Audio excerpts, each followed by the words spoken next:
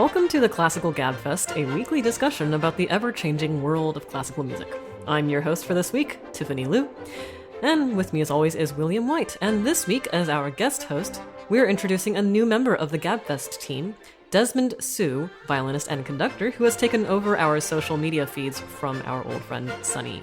This week we'll start by covering several news headlines that cropped up during our summer hiatus. Then we'll take a look at a YouTube video of an amateur woodworker building a violin from scratch. And finally, we'll discuss some unusual concert stagings at the AIX Festival in France. But first, we like to start with our prelude segment. So, Will, what do we have today? This week we'll be playing a round of everyone's favorite game, Two Truths and a Lie.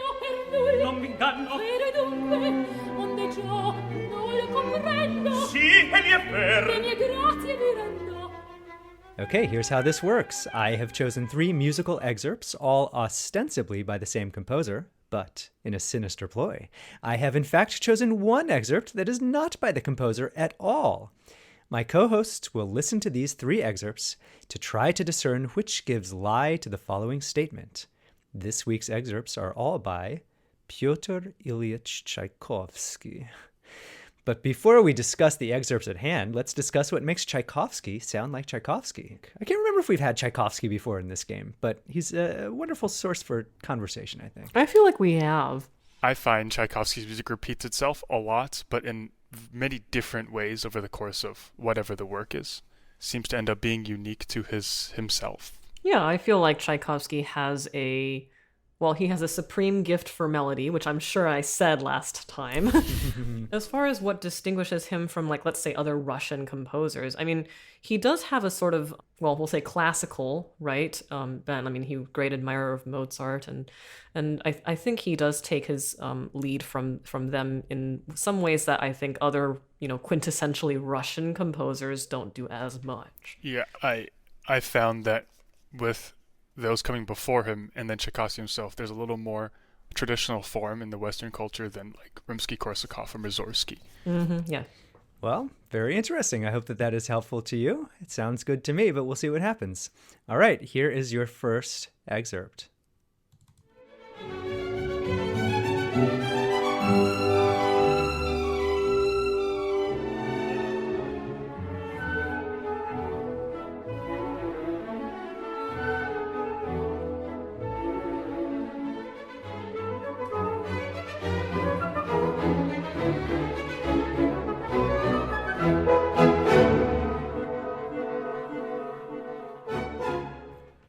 And here is your second.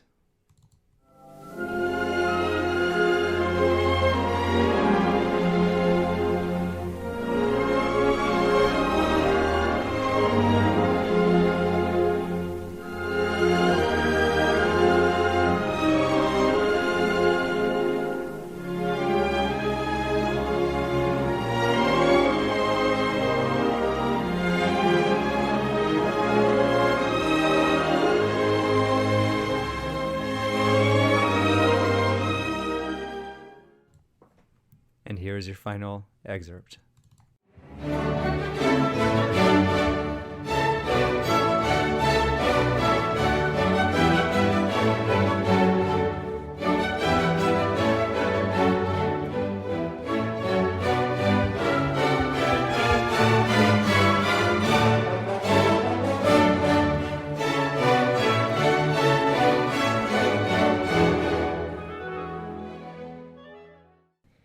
All right, gamers, I say that these 3 excerpts are by Tchaikovsky. You say that one is not. What do you think?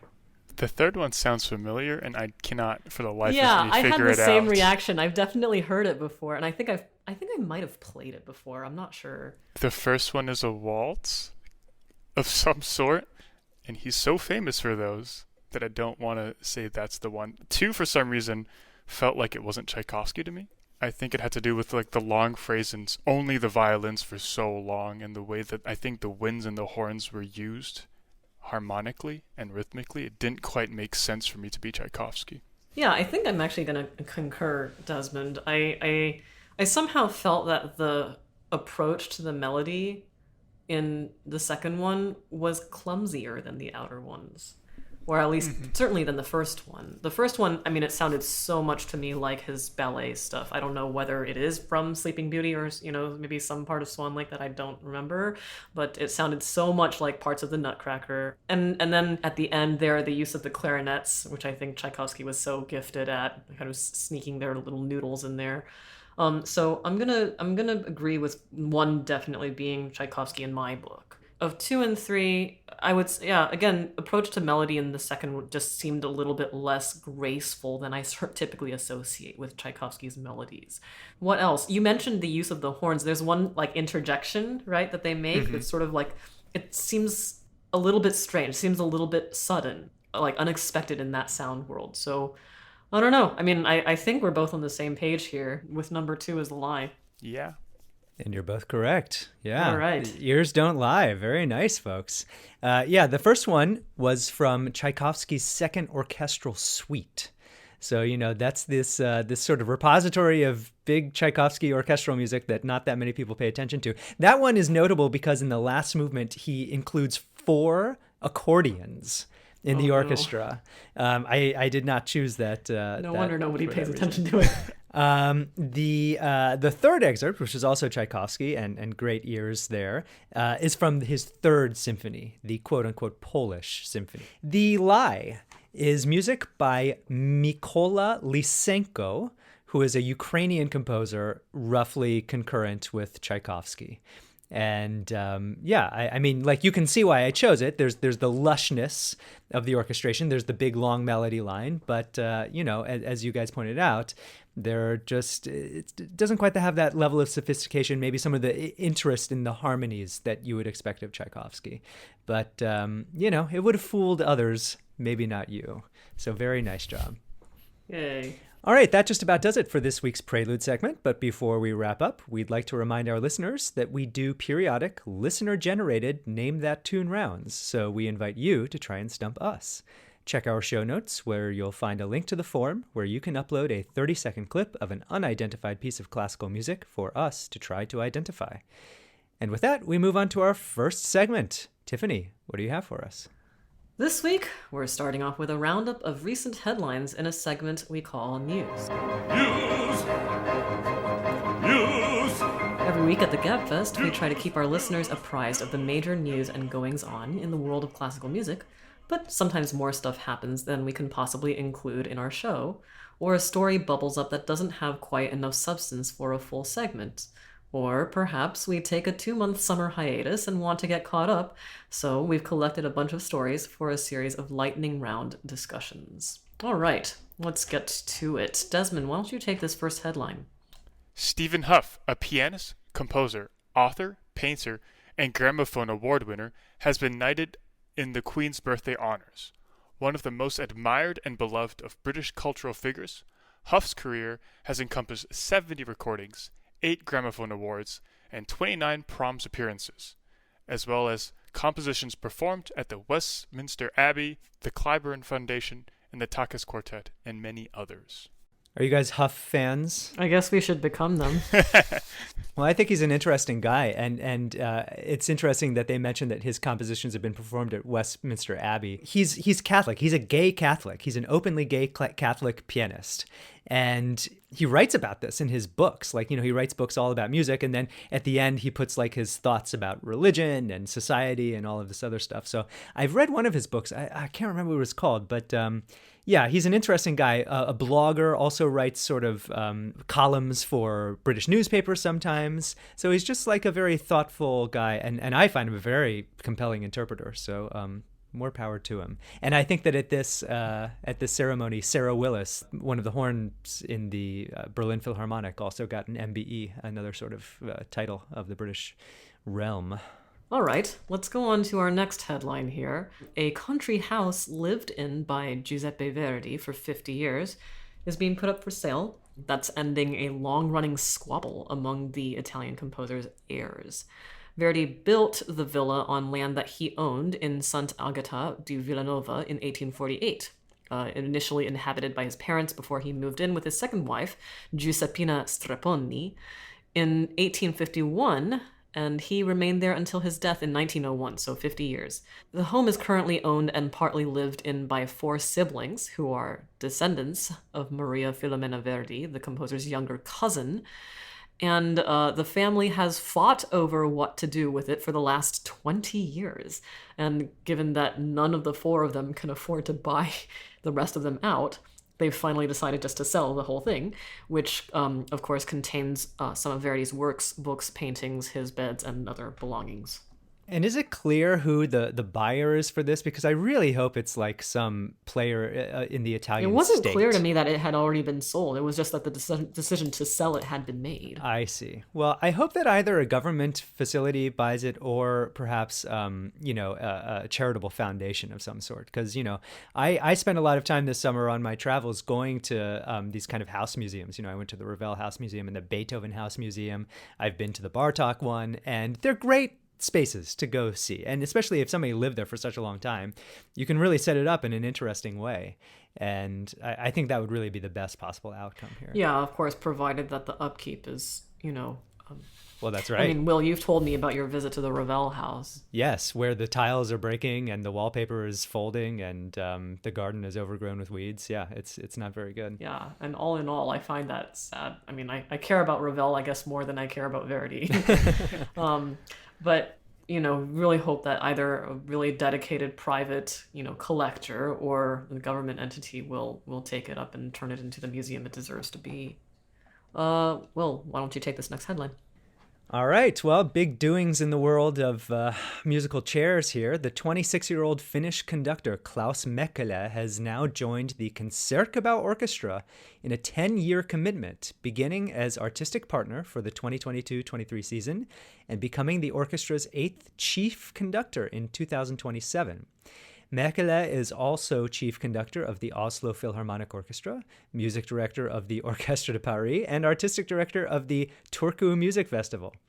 Chairman of the artistic committee and principal trombonist Jørgen van Ryen wrote, "Rarely have we experienced such an overwhelming support from our musicians for a new chief conductor. To us, Klaus is a musician amongst musicians and a once-in-a-generation conducting talent. With his deep understanding and command of a broad range of repertoire and his inspiring artistic vision and energy, Klaus brings out the best in us."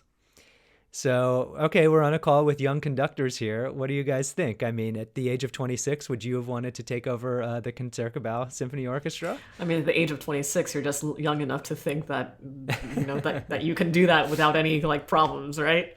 No, I was just finishing my degree at 26, I believe. Yeah.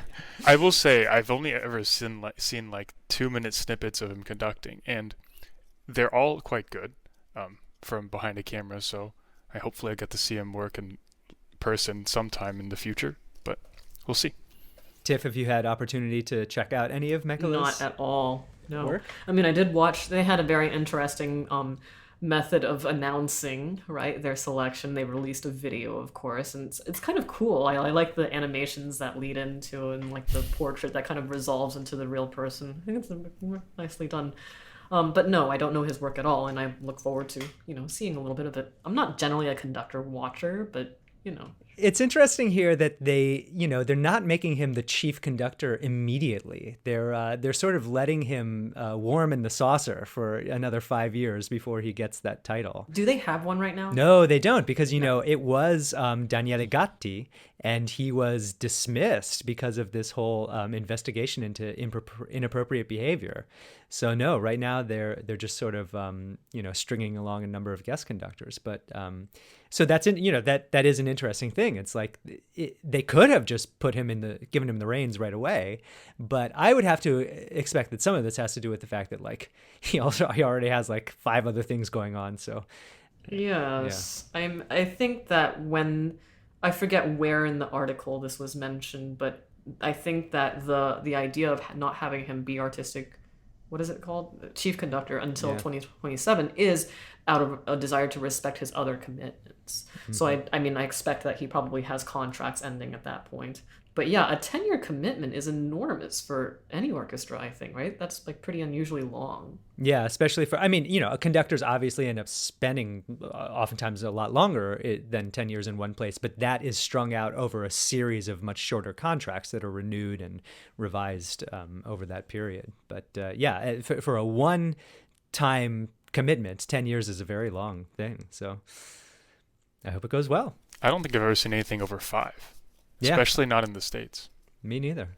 Yeah, I mean, I think that he's a musician with a lot of promise. I have watched his conducting, and I just think about comparing him to somebody like Gustavo Dudamel, who got a lot of attention at right about this same age, got a lot of opportunity, and could have been a flash in the pan. I'm sure that there are many other conductors out there who are watching him who, were just sort of poo-pooing and belittling him and thinking that he would be nothing. But I think that he's just matured as a conductor and musician over the years. I think he's just gotten a lot better. So hopefully the same thing will be true here.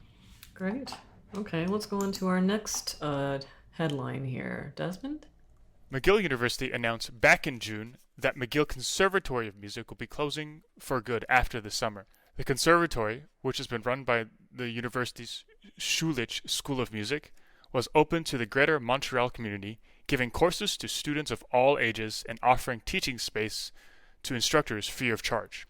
According to the school, the pandemic showed that the conservatory is no longer financially viable nor sustainable. While there were over 550 students before COVID-19 hit, predictions showed that fewer than 100 students would sign up in the coming year. Meanwhile, operating costs have increased, and the university has expanded its post-secondary music programs, meaning space on campus is at a premium. So I'm a little confused about this. I mean, when I first heard that McGill was shutting down its conservatory, I thought that meant that, like, its school of music was shutting down. But it seems that is not the case. Yeah, that's what I thought too. I also thought that. But it's this kind of pre-college program, right? It's nothing to do with the... Well, in fact, they're saying that, in fact, the presence of the collegiate program is one of the factors, and they're deciding to close this pre-college offering. The whole idea of the program, right, is obviously aimed at lower income folks who want to take lessons free of charge, and that the spaces are provided free of charge. And for me, what doesn't scan is that they're saying, oh, like we have this like dramatic decrease in enrollment, but at the same time, one of the other reasons that's provided is that, oh, we don't have any more space for this apparently, 1/5 of demand that there used to be.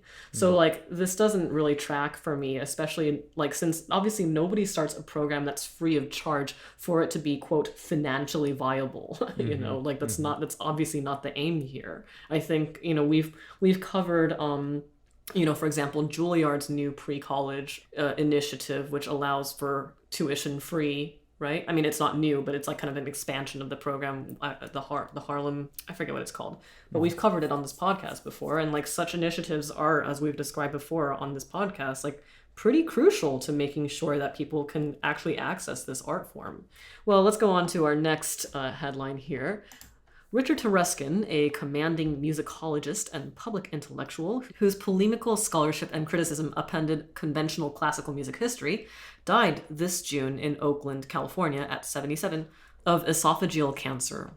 An emeritus professor at the University of California, Berkeley, and a specialist in Russian music, Mr. Tereskin was the author of a number of groundbreaking musicological studies, including the 6-volume Oxford History of Western Music, the bane of many a music student. At a time when the classical canon was considered sacrosanct, Mr. Tereskin advanced the philosophy that it was a product of political forces, and he savagely critiqued the once widely unchallenged notion that Beethoven symphonies and Bach cantatas could be divorced and performed divorced from their historical contexts. Well, I mean, certainly a name that I would guess that certainly us and a lot of the people that we know are at least peripherally familiar with, right? Yeah, I really enjoyed Tereskin as a writer.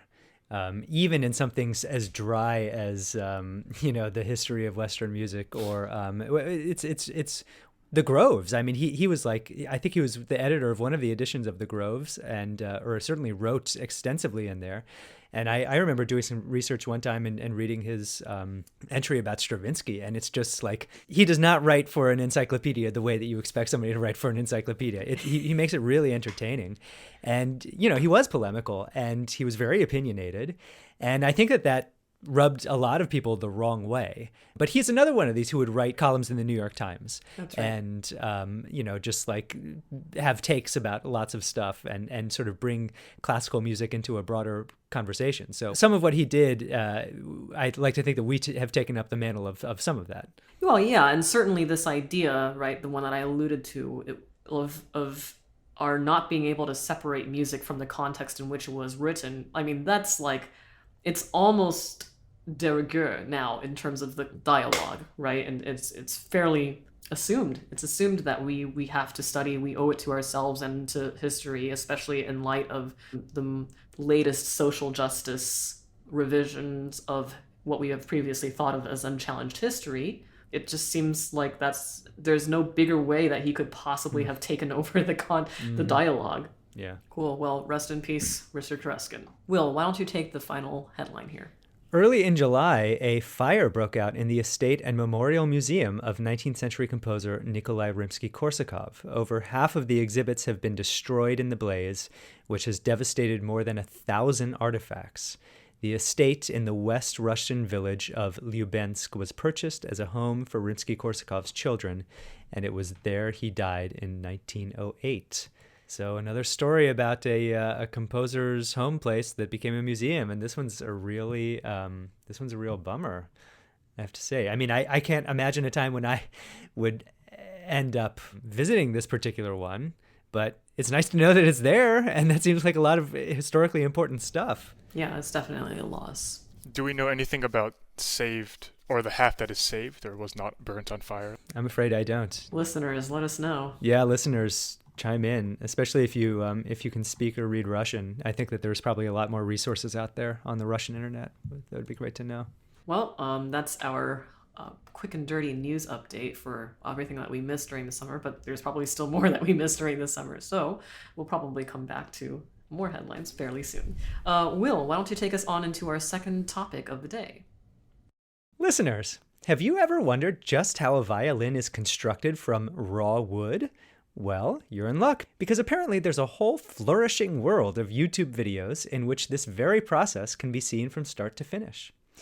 We've chosen one such video to watch and discuss this week called Making a Violin with Minimum Hand Tools, all caps, Commandeering Strad's Titian as an Amateur Woodworker, from the channel Mequok Studios. Basically, the video is what it says. Kwok builds a violin from scratch using only hand tools and a few pieces of spruce and maple. The whole thing is edited together as seamlessly as the final product, condensing what must be hundreds of hours of work into a half-hour video. Let's hear a clip, and I'll mention, I guess now, this will probably come up in our conversation, but there's actually two versions of this video. There's one that's only the ASMR sounds of the wood shop, and then there's one where Kwok does a little bit more voiceover. Even when he talks, he talks very sparingly, but we'll hear a little bit of clip, hear him talk, and then hear some of the sounds of him chipping away and chiseling and doing whatever else he does. Well, believe it or not, if the edges are both square enough, you don't have to clamp them.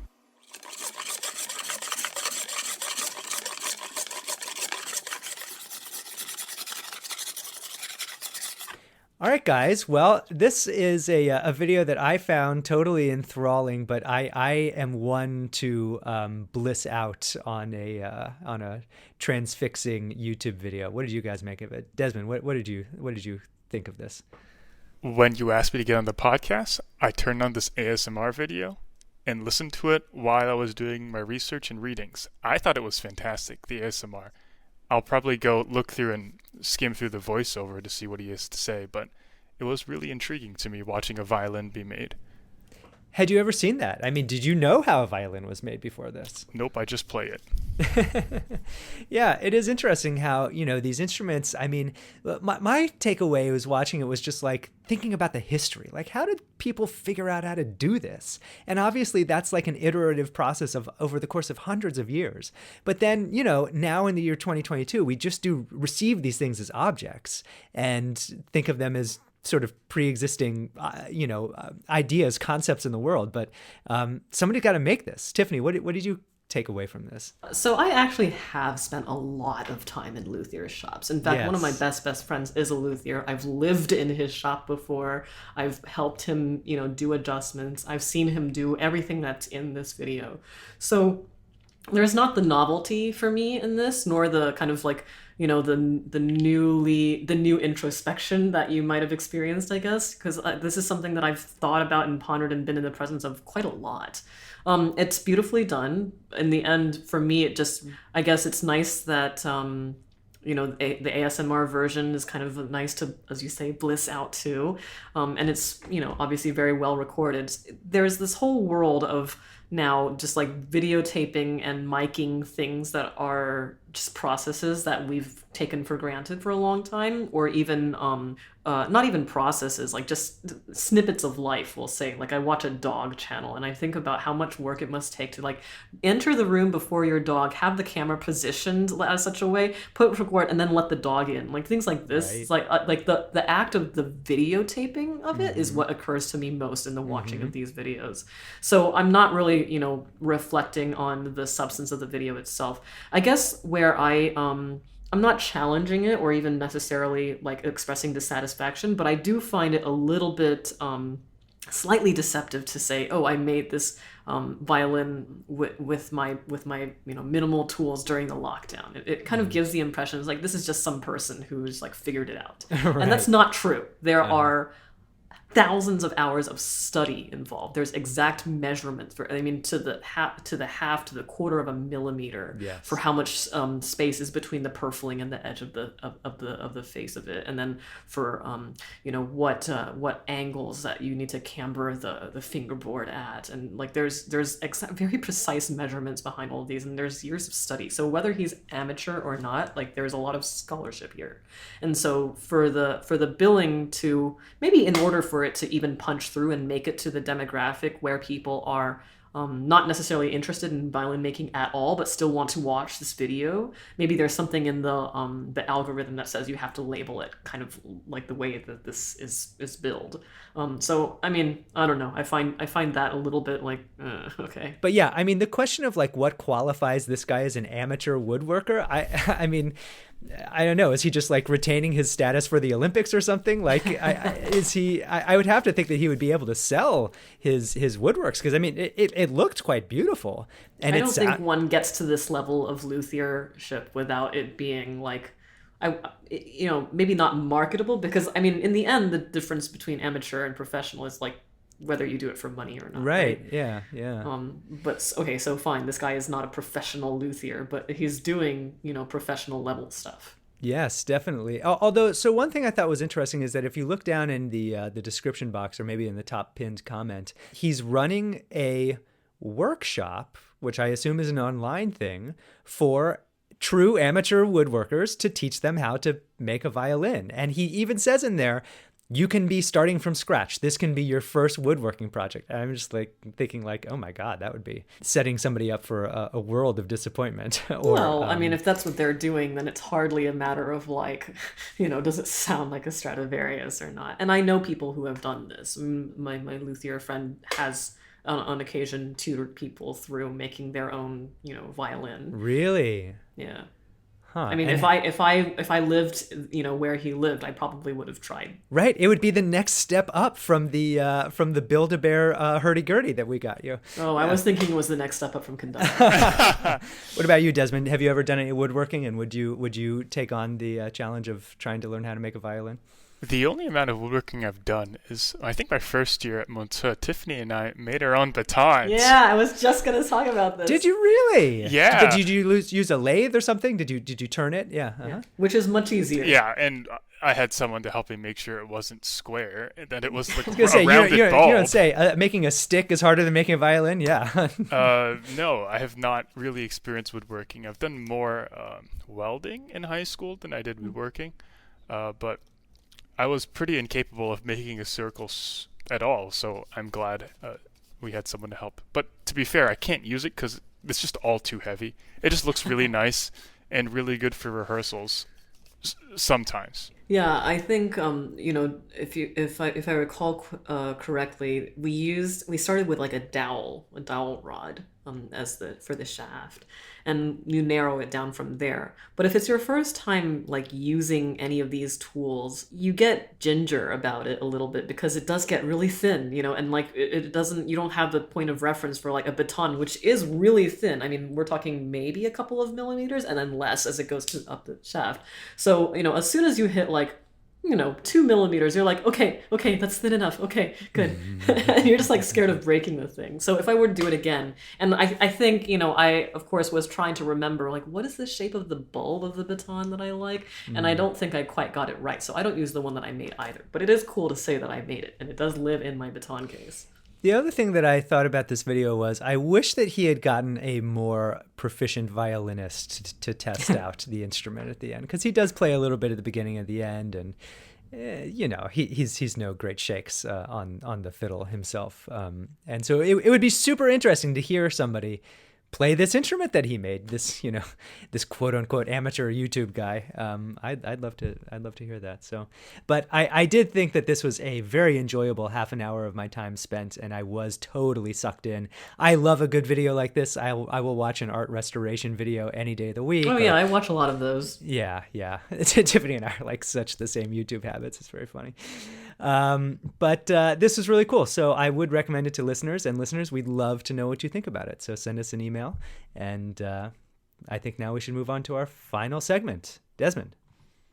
The AIX-EN-PROVENCE festival is a festival mostly devoted to stage works or operas. The opera productions have always had a slight spin on them, but the real star of the show comes from the performance of Mahler's Resurrection Symphony in the form of Exhumation. The work starts with the staging of a white horse and her owner finding a body in a white body bag under the mud.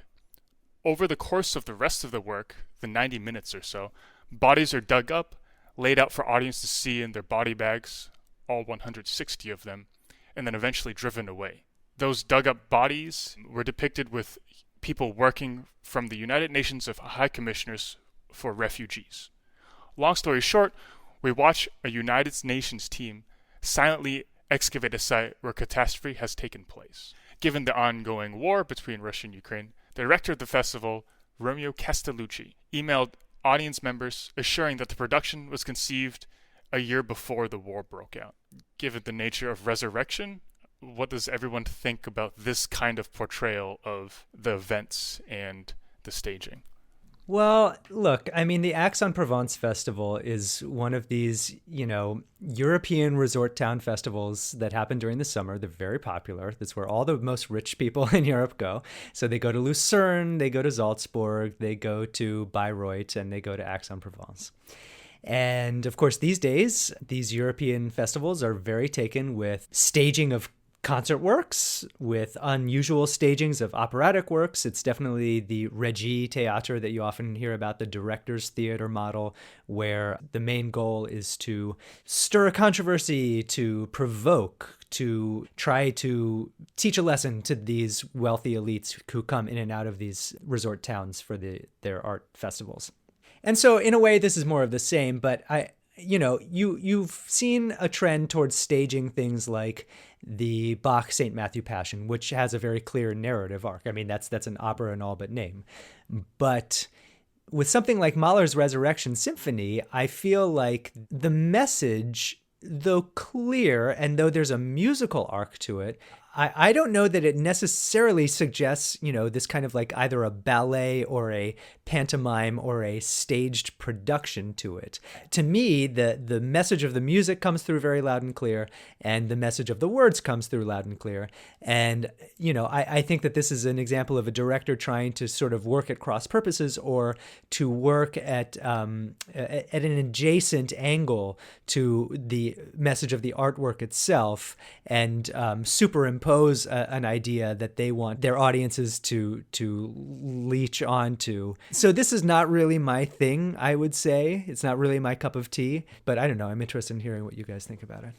I suspect that my reaction is partly coming from just the fact that I live in the American classical landscape, and I wish Kensho were here, because I'm thinking like, okay, does he have a better feel for like what nerve this is trying to touch there? Because I often feel this watching European productions of, let's say, operatic productions. You're just thinking like, okay, this is clearly prioritizing shock and provocation above just about everything else, other than basic execution, which you can kind of expect a certain level of at festivals like this.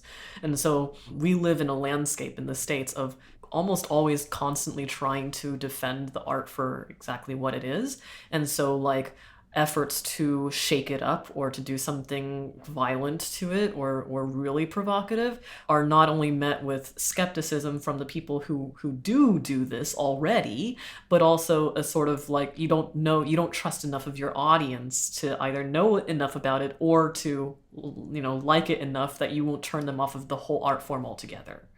I think that's the challenge that we deal with here, just because we're always fighting for the existence of the art form. That's not generally in question in Europe. So I think that that's part of where my reaction comes from, because I look at this and be like, why do we just have to like prioritize provocation? Like, that's not generally an attribute that I find attractive in people or productions or anything. But this review is kind of interesting, right? Because the reporter seems very much on the side of like, okay, this was done, could have been tasteless and could have been gaudy and needlessly provocative, but it was actually not. And let's mention, reported by friend of the podcast, Zachary Wolf. Yeah, as a person who lives in America, the first thing I did was look for a link to donate to the UN, but I don't see any, so I don't know if that's me just being someone tied to fundraisers and things of this nature to being specifically for the idea to have a donation drive, or if I am just totally not with the know in Europe. That's so interesting. That didn't occur to me, but you're so right that the only way that something like this could take place here was if it was like really, overtly funded by an actual body that had put quite a lot of legwork and obviously wanted to receive its due. And they're very clear with the support from whomever it is with French names I cannot pronounce. But there is, again, no donation link. Yeah, Tiffany, it's interesting that you say that, the desire for this kind of provocative stance, that it stems from thinking that your audience can't get the message, that you're sort of underestimating your audience. Because I think a lot of these people will tell you that the reason that they're doing this is because it's like they're overestimating their audience. Because they'll say, everybody's heard Mahler's Second Symphony. That's right. Everybody's seen Verdi's La Traviata. Yeah, we're so bored of this. Everybody's right. Everybody's bored. They don't want to see the same old thing. So we're going to elevate it and do this whole new, a concept behind it. And I really think that that's incorrect. I mean, I agree. I think you have to remember that it's somebody's first time. Every performance is somebody's first time hearing or seeing a show. And I think that we do owe it to our audiences to try to, live up to the best of what the artwork has to say and to present, and to really to do that. But the other thing I was going to say is, like, the word that I used when I was talking about this was superimpose. And I just think that that's definitely the case here. With Mahler's Second Symphony, it's like, it's not about like lifting body bags out of, like a war-torn region of like, with some unmarked graves. And I think that that's an important theme and topic to explore. So I find myself yet again saying the thing, which is, if this is the theme and the topic that you want to explore and present to the public, that's great. So why don't you create something new? That piece, yeah. Yeah, exactly. Like, if you've got all this money to, like, spread dirt all over the stage and mud and buy all the body bags, then, like, you can probably commission a new work of art that would be, like, marry the musical concept to the dramatic concept that you're trying to do. Right. It seems like a very loose interpretation of the word resurrection. Right. Yeah. But I can't imagine if this is your first live resurrection viewing that watching them dig bodies out of the mud will be the thing that kept you coming back. Well, you'd certainly remember it. That's for sure. That is for sure. So what I'm curious about is like how that arc, because the article makes a lot of bones about how there's not really, he calls it a sense of emotional manipulation, by which I assume he means sort of a manipulation of time as it passes within the drama. He describes it more as an act of documentary that happens to have Mahler kind of corresponding to it, although he also says that the Mahler is not just a soundtrack, which is a comment I'm not sure I understand, because that's exactly what it sounds like is going on. Seem at odds with each other. Yes, I agree. But anyway, so presumably like they're doing all 5 movements. Like, where is the art? Because there definitely is. I mean, I guess the issue that I have with this mashup, that's what I'm going to call it, right? Yeah, mashup, that's good. Mm-hmm. Is that there doesn't seem to be a way to like use it as because it is an emotional journey. You have this very dark, intense first movement. You have a second movement that, I mean, he wrote a program for this piece, right? Mm-hmm. And a second movement is talking about like there's a memory that's happening here. There's a nostalgia that's happening. And then the third movement is the weird song with the salmon. And so like, how are you going to claim that this is going to be appropriately correlated to a real-time, we're not even going to call it a drama, right? A real-time, like, just of people exhumating bodies. Like, how does that work? Because there is emotional content to all of these movements. Like there's nothing but emotional content in some ways. So how are you going to say that this corresponds to something that is inherently, like, presented as something that is like the news cycle, just like kind of presented for your consumption and edification? Like, it doesn't add up to me. I agree. And also, when you think about Mahler's, like, in the time that he was writing this and what's going on in his life, I mean, here is a person who's born and raised Jewish, at least in a cultural context. I mean, I think that his family was not particularly practicing Jews. And then he's forced to adopt Catholicism as a prerequisite to getting his job at the Vienna State Opera. And I think that he's, undergoing this sort of crisis of faith where he's trying to find what makes sense with him at sort of a humanistic level in the Catholic doctrine and faith. And, he's coming away from it with a very life-affirming concept of what the idea of resurrection can represent in the world. And that's what he's putting into this piece. That piece ends with like huge triumphant chorus and orchestra just clamoring, declaiming the positivity of life. And but that's what I'm talking about. It's like this is superimposed, like this very real world, sadly very real world kind of bummer. But it's like, Mahler is living in a time where, it's at the end of the Victorian era, which is a very genuine feeling of religiosity. Yes, that's happening, a sort of saccharine wallowing in it. I mean, if you listen to some of those old Mendelssohn pieces, you hear it very clearly, and that's what he's coming out of. And he's trying to move it in a more modernistic direction, but then also to capture what is genuine in there. And to me, this just totally plays against that. Yeah, I think I'm totally on the same page. Well, I mean, I think, you're allowing me to articulate a little bit more clearly. So I think it's like, this religious, it's not really an epiphany, but like realization, right, that is made throughout the course of the piece is, one, primarily an internal one. It's not like you're going out there and like viewing other people triumph. You are exploring something within yourself and coming to an affirming conclusion. And that's the feeling of the piece. And so like having it superimposed on what is essentially a news documentary style, like that seems antithetical. And then failing that, I mean, even if you say, oh yeah, this is about like a communal realization or something that's more shared or more public, then failing that, it's like, it's definitely spiritual.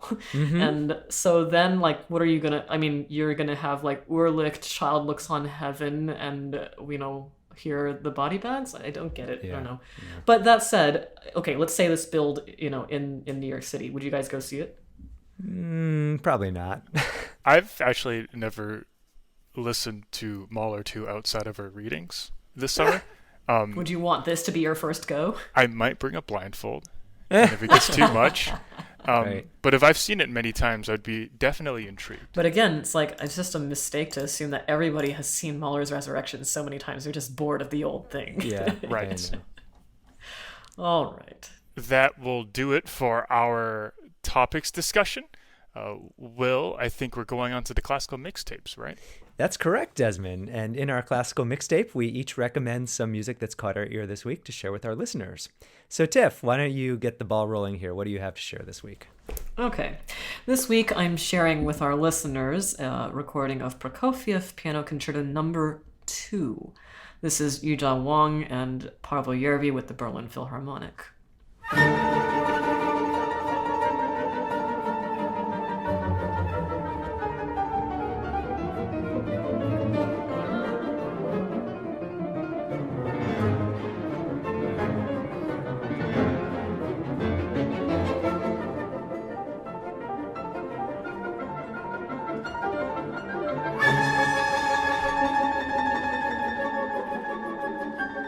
You know, listeners, I admit, I'm throwing this on here mostly because it was suggested to me as a possible programming option for one of my future seasons at the job which I am now starting.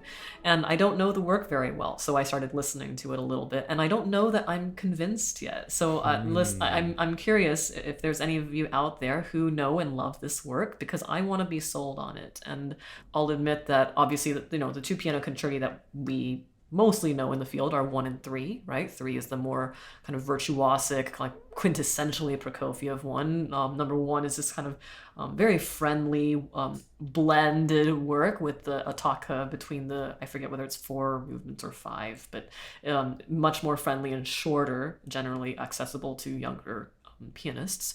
But 2 I had just never, I mean, I guess it occurred to me at some point that there's a 1 and 3, there must be a 2. But nothing gets by Tiffany's powers of deduction here. It's just outstanding. To be fair, we did lose Florence Price's Second Symphony, so that doesn't exist. Okay. Well pointed out. Well argued there, Desmond. All right. Well, listeners, be sure that you write in if you're lovers of Prokofiev's Second Piano Concerto, and do what you can to elucidate it to Tiffany. Desmond, what do you have for us? I have Augusta Holmès. Holmès. Mm-hmm. Mm-hmm. So Augusta Holmès, I'm ready for my next French lesson, Will. La Nuit et l'Amour. La Nuit et l'Amour, coming from her cantata, Ludus pro Patria. I am working on this with my orchestra, and I thought it was a nice addition to our program that is kind of an homage to French music and things that inspire French music.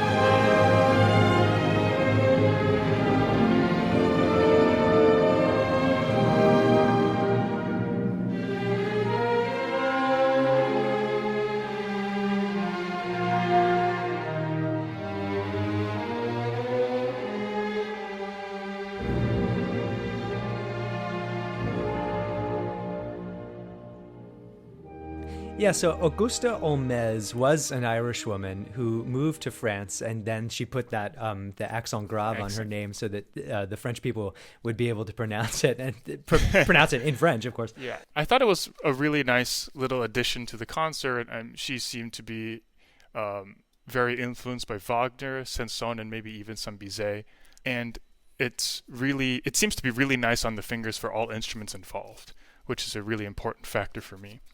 And a very pretty and beautiful work. Yes, and this is not Holmès' first time appearing on the mixtape. I can't recall exactly which piece of her we've had on here before. I think that it was me who put it on there before. Might have been Kensho. Yeah. I found this and thought it would be perfect for my orchestra, so here we are. And it's just been an earworm this week. That's great. All right, Desmond, thanks so much. And thanks so much for joining us on the podcast today. Of course, thank you very much, Will and Tiffany. And especially Kensho. I have him to thank. Yes, exactly. All right, well, to round out our classical mixtape for this week, now that we're coming back from our hiatus, I didn't want to lose sight that for me, this is the year of CPE Bach. So I have a very interesting piece of his. He lived right at this moment where the harpsichord was giving way to the fortepiano. And one of his, I think, most interesting pieces is a concerto where he pits the two against each other. And of course, the fortepiano sounded much more like a harpsichord than our modern piano, but sometimes you hear this piece played on a modern piano with a harpsichord. Balance doesn't quite work out. But on this excellent recording, which is with the Concertus Musicus Wien with Nicholas Harnoncourt, you do hear a period fortepiano pitted against the harpsichord, and CPE Bach just endlessly inventive as a composer. So I think that you all get a kick out of this.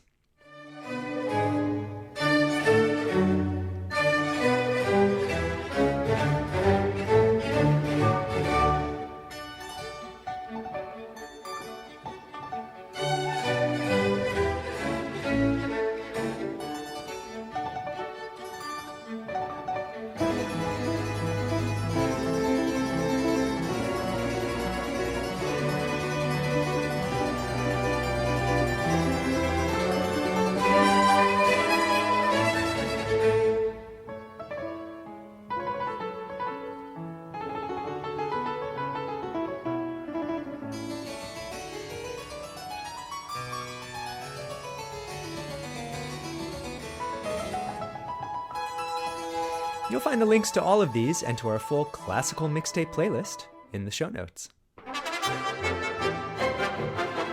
And with that, it's time to wrap up this episode of the Classical Gabfest. I'm Tiffany Liu, and on behalf of Desmond, Sue, and William White, I'd like to thank you so much for listening and to encourage you to subscribe and rate us on your podcast app. We'd also love your help spreading the word about the show on social media, where you can find us on Facebook, Twitter, and Instagram. You can reach us at classicalgabfest@gmail.com, and we'd love to hear from you. Until next time, happy listening, and we'll be with you next week.